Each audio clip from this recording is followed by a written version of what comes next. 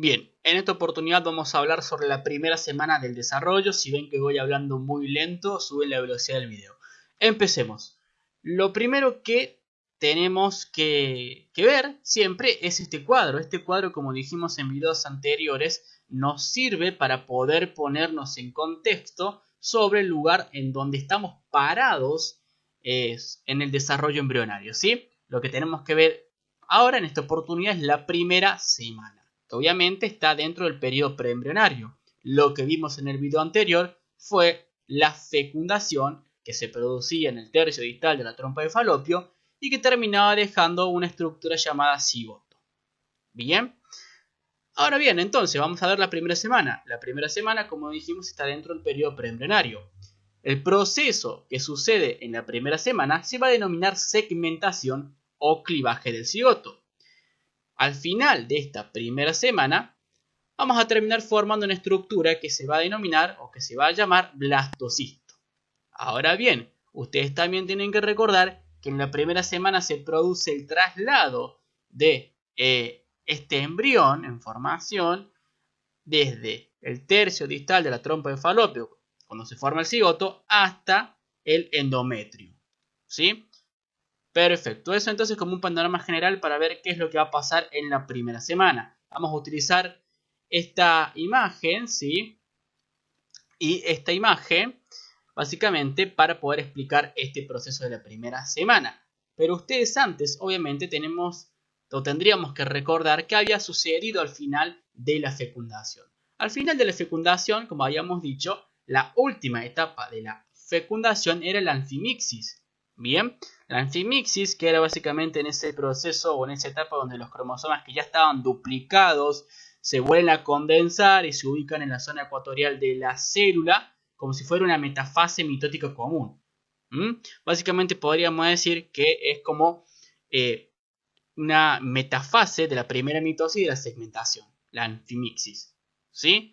Luego de esta anfimixis, bien, se va a producir la separación de los cromosomas, es decir, la anafase, y en uno de los meridianos del cigoto, bien, va a aparecer una constricción, como vemos, una constricción que lo va a terminar dividiendo al cigoto y de modo que va a terminar formando dos células hijas que son esta, ¿sí?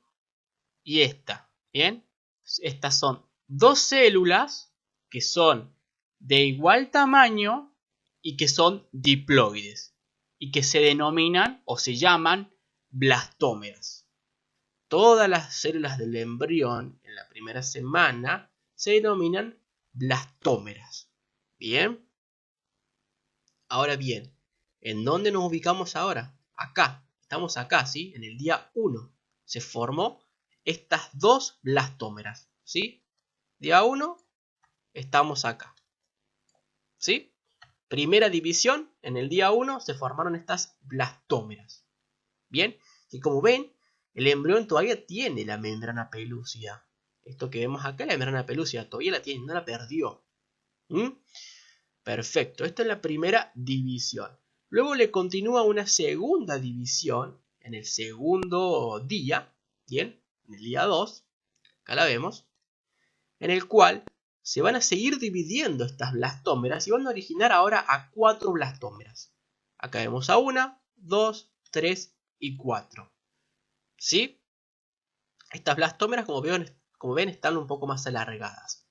Bien, esto sucede en el día 2. Luego del día 2 se produce a los 2 días y medio, acá lo vemos, una tercera división. Bien, una tercera división a los 2 días y medio.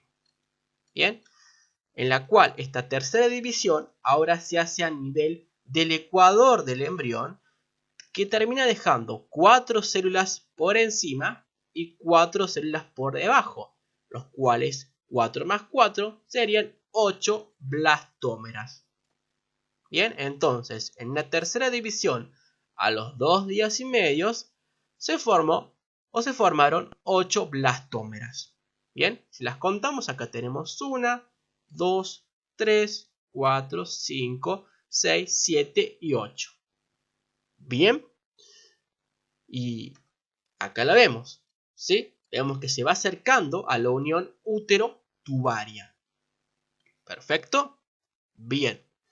Lo que sigue es una cuarta división, ¿sí? Una cuarta división en el día 4, en el cual las blastómeras, ¿sí?, se van a seguir dividiendo y van a terminar dando lugar a un embrión que va a estar constituido por 12 a 16 células. Bien, miren acá, ¿sí? 12 a 16 células, ¿sí? Las cuales en este estadio el embrión recibe el nombre de mórula. Recibe este nombre básicamente porque se parece a una mora. Bien, perfecto. Entonces, cuarta división, en el cuarto día se produjo la mórula, que es esto que vemos acá. Vemos que todavía tiene la membrana pelúcida. Y lo que quiero también hacer un parante aquí y decirle es que el embrión no crece de tamaño, no va aumentando de tamaño, sino que se van produciendo divisiones mitóticas, pero no aumenta el tamaño del embrión, ¿sí? Tengan en cuenta eso.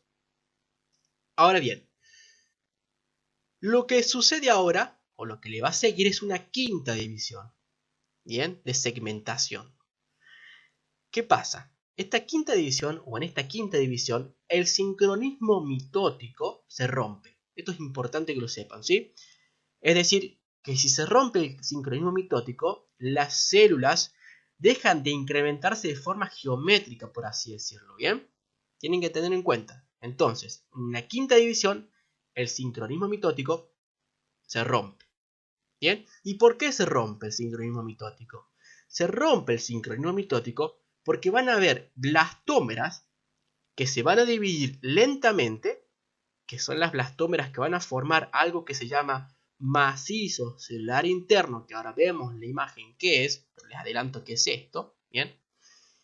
Este macizo celular interno es el que va a dar origen a los diferentes órganos del nuevo individuo y a los anexos extraembrionarios. Y por otro lado también vamos a tener blastómeras que se van a dividir con rapidez, es decir, que se van a dividir rápido, que van a ser las que van a formar el futuro trofoblasto. Bien, el trofoblasto también les adelanto que es esto, ¿sí? Las células de trofoblasto, que son estas, de la periferia, y que este trofoblasto es el que termina formando lo que es la placenta, ¿sí? Bien, perfecto. Entonces esto era en una quinta división. Bien, luego durante el día quinto y sexto, como sabemos, la mórula tiene un mayor número de células, bien, y entre esta mórula, bien, va a aparecer un líquido incoloro, ¿sí?, que va a empujar a las blastómeras, que se dividen rápidamente, hacia la periferia.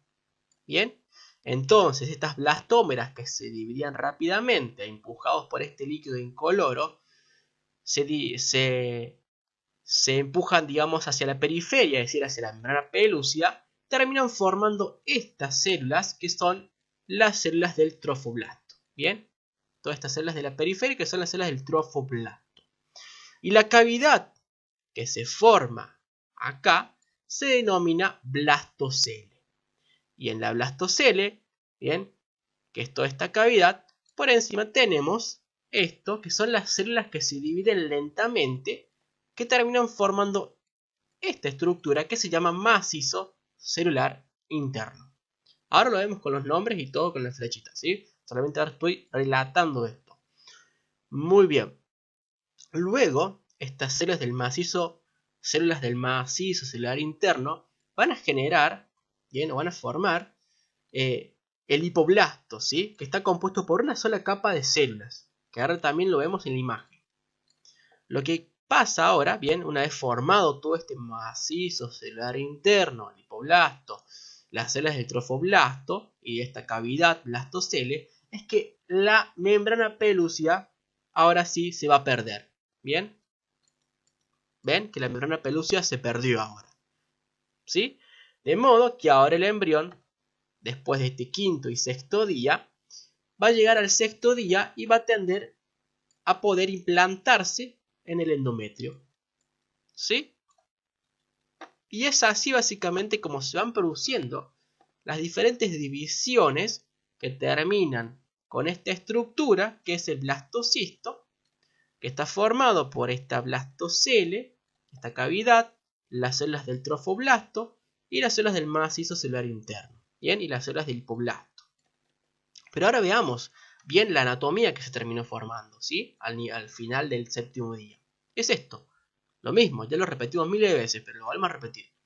Se formó el macizo celular interno, que recuerden que eran las blastómeras que se dividían lentamente, que daban origen a los órganos del nuevo individuo y a los anexos extraembrionarios. Que les adelanto que los anexos extraembrionarios corresponden al amnios, al saco vitelino y al alantoides. Estas células del macizo celular interno dan origen al hipoblasto, que son estas células que están acá, ¿sí?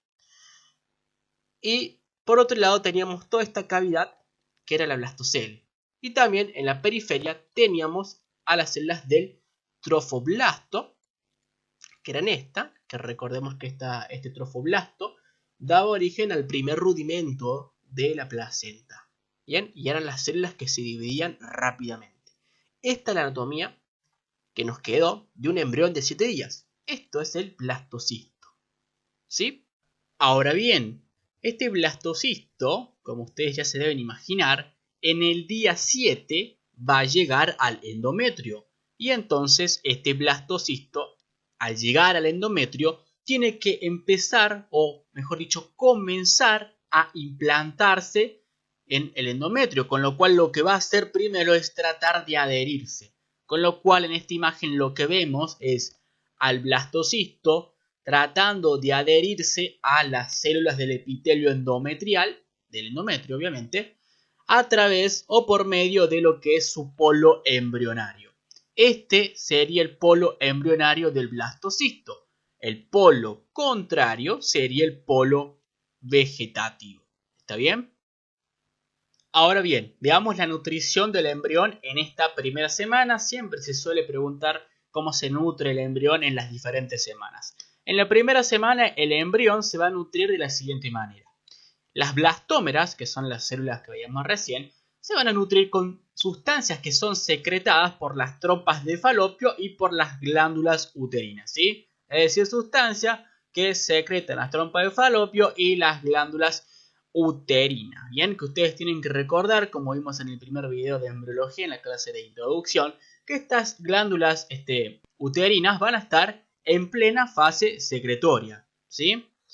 Estas secreciones van a rodear al blastocisto y van a formar un magma mucoso cuyos productos van a llegar a las células embrionarias. De esta manera se nutriría el embrión en esta primera semana del desarrollo.